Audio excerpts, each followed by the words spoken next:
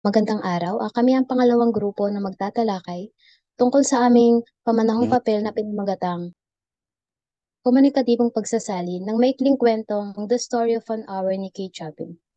Narito naman ang abstract ng aming pamanahong papel. Ang papel na ito ay naglalarawan ng proseso ng pagsasalin ng kwento ni Kate Chapin na The Story of an Hour. Mula sa Ingles patungo sa Pilipino, pinapakita dito ang paggamit ng komunikatibong pamamaraan ng pagsasalin at ang pagbabatay sa teorya ni Sky Limacher upang maipahayag ng wasto ang mga kaisipan at damdamin ng orihinal na teksto. Ang pagsasalin ay nagbibigay diin sa kahalagahan ng pag-unawa sa kultura at konteksto ng wika sa paghatid ng mensahe at sa pagkakaroon ng parehong padamdamin at karanasan sa bagong wika. Layunin ng papel na magbigay ng pang-unawa at rekomendasyon para sa mas malalim na pag-aaral ng pagsasalin gamit ang hermeneutical na pamamaraan ng pagbabasa. Ang mga layunin.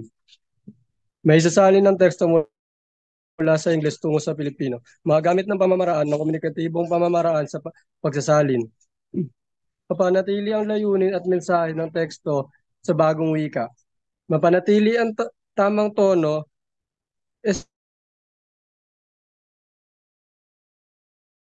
original ng diwa.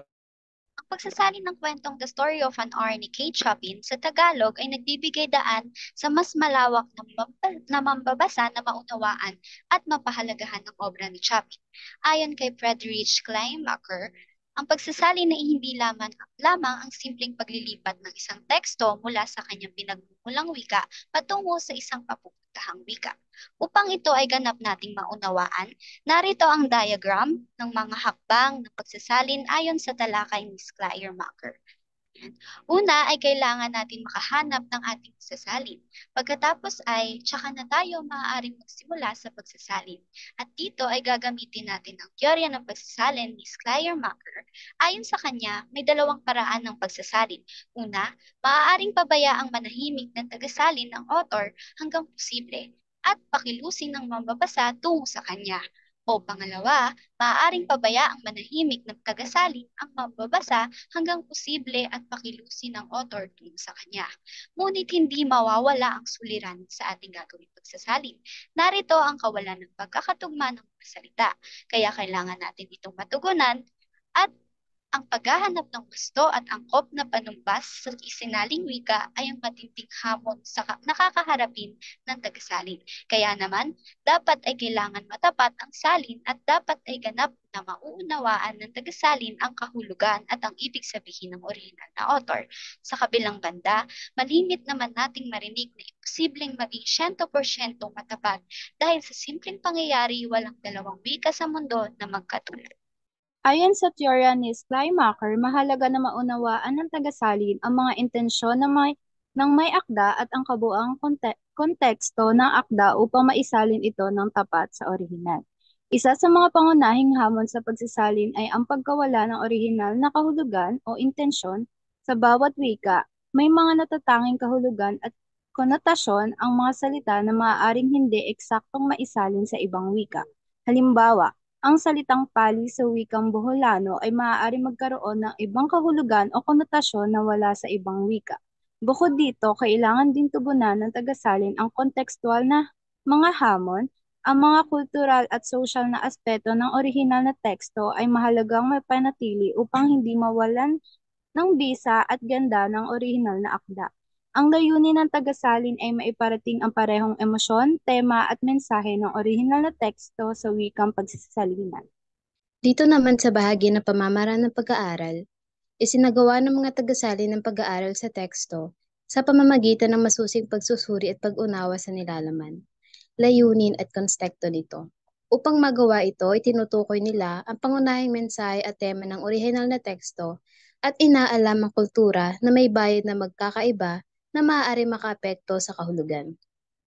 At sa pamamagitan ng komunikatibong pamamaraan, ginagamit ng tagapagsali ng mga natural at karaniwang anyo ng target na wika upang mapadali ang pagsasalin at matiyak na ang mga mambabasa ay magkakaugnay at magkakaunawa sa teksto ng walang kahirapan. Proseso ng pagsasalin. Ang unang hakbang ay ang pag-unawa sa konteksto at ang layunin ng teksto sa orihinal na wika. Ang napiling istorya ay The Story of an Art. Ang unang hakbang ay kailangan nating unawain sa konsepto at ang layunin ng storyang napili. Sumunod dito ang pagtukoy sa pangunahing mensahe, damdamin at estilo sa orihinal na teksto. Ang sumunod naman na hakbang ay ang pagtukoy sa pangunahing mensahe, damdamin ng orihinal na teksto. Kailangan natin malaman kung ano ang mensahe at ano ang damdamin ng teksto para hindi malayo sa orihinal na teksto ang ating pagsasalin. Ang pagsasalin ay isinasagawa ng may layuning mapanatili ang layunin at mensahe ng teksto sa bagong wika. Ang proseso ng aming ginawa ay isa-isang sinalin para ang orihinal na upang matiyak na parating nito ang Narito naman ang ilan naming natuklasan habang isinasari namin sa Pilipino ang The Story of an Hour. Una ay ang wastong paggamit ng wika. Sa wastong paggamit ng wika, ang simpleng gamit ng salita ni Chapin ay ang nangangailangan ng maingat na pagsalin upang mapanatili ang elegance at simplicity ng prosa. Ang mga salita tulad ng joy at freedom ay dapat isinali nang hindi nawawala ang kahulugan at intensyon nito. Pangalawa ay ang pagpapanatili ng emosyon. Ang damdaming dala ng pangunahing tauhan na si Louis Maillard mula sa maikling kwento ay mahalaga sa pagsalin. Ang kanyang reaksyon sa balitang pagkamatay ng kanyang asawa mula sa kalungkutan hanggang sa pag-asa sa kalayaan ay kailangan mailahad ng maayos upang maiparating ang parehong emosyon sa mga mambabasa.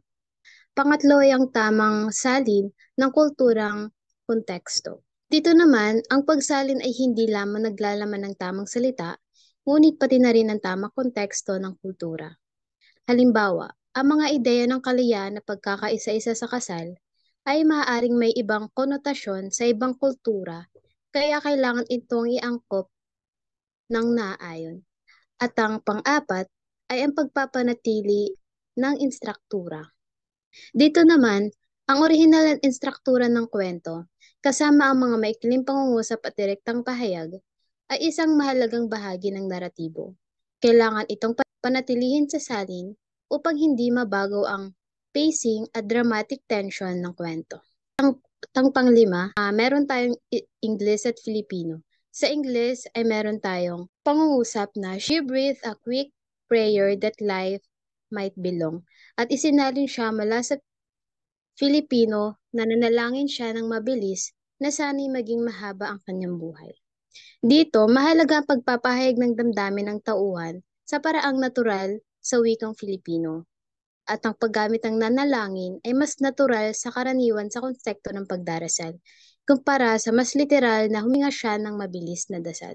At ang panghuli ay meron naman tayo ditong pangungusap mula sa Ingles na when she abandoned herself, a little whispered the word escaped her slightly parted lips. And she said it over and over under her breath, free, free, free.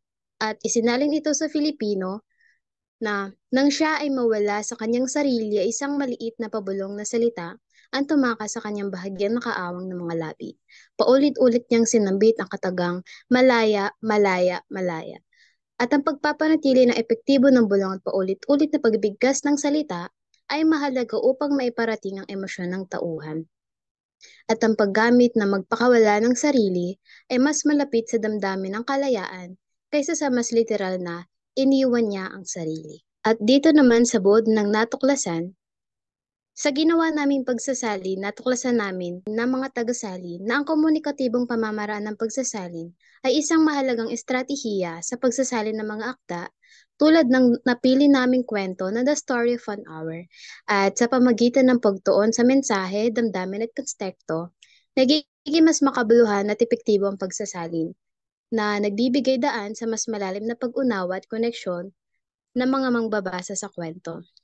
At ang mga natuklasan namin sa pag-aaral na ito ay maaaring magsilbing gabay sa iba pang mga proyekto sa pagsasalin upang mapanatili ang integridad at bisa ng mga akda habang isinaalang-alang ang kultura at lingwistikong konteksto ng target na wika.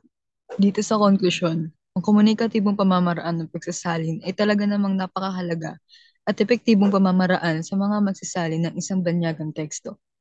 Dahil madali itong maiintindihan ng mga mambabasa dahil sa paglapat ng mga salitang madaling ipaunawa ng mga tagapagsalin. Rekomendasyon. Gamit ng komunikatibong pamamaraan ng pagsasalin ay lubos na inirerekomenda ng mga tagasalin dahil ito ay nagbibigay diin sa kahulugan at konteksto ng orihinal na teksto sa halip na literal na pagsasalin ng bawat salita. Sa pamamagitan ng pamamaraang ito, mas nagiging natural at malinaw ang pagsasalin na tumutugma sa kultura at wika ng target na mambabasa. At dito nagtatapos ang ilang bahagi ng aming pamanahong papel at ang isinalin naming kwento na akda ni Kate Chapin na The Story of an Hour.